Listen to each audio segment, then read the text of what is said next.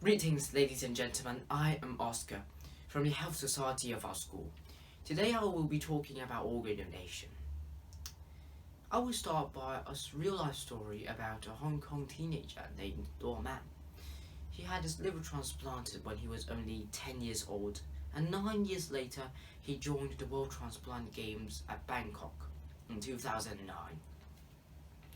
And for those who don't really know what World Transplant Games really is, it's basically a competition for competitors who once had their organs replaced.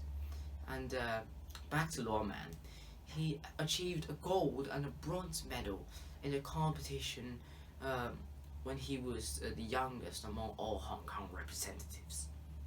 I hope that this little story can let you see how organ donation actually provides a life enhancing, life changing opportunity for those at the end of the line for hope. Because without a stranger's organ, Luoman would probably still be lying down on the hospital, desperately waiting for an organ to replace his old one. But if you're still not convinced that organ donation is a good thing, I don't blame you because I've been there before. I once didn't like the fact about donating my organs to other people, but it was a Sunday morning which totally changed my views on organ donation. I remember I was at St. Mary's Hospital. It was around the Christmas holidays when I was 8, and I got the lymphatic inflammation, which is basically just a really swollen neck. I was there for 3 days, and I was about to leave when I saw a man lying down just like any other patient in the hospital. But then I overheard a conversation between two ladies standing past his sickbed. They were saying that the man had been lying there waiting for a liver for 3 years. I was so shocked by then, and even by now the news is so shocking to me. Like compared to my stay in hospital, that sounded like a lifetime.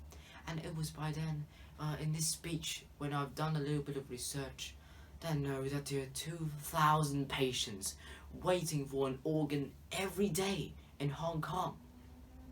And what's even worse, there are only 6 donors per million people in Hong Kong, compared with 23 in Britain, 32 in the US, and 47 in Spain.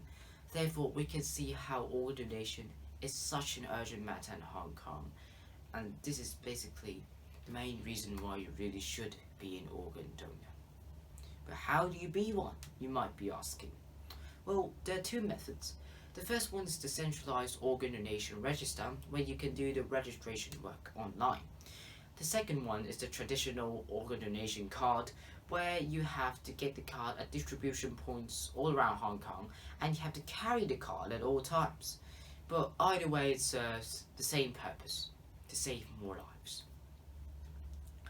Luo Man, he actually wrote something after his competition of the World Transplant Games.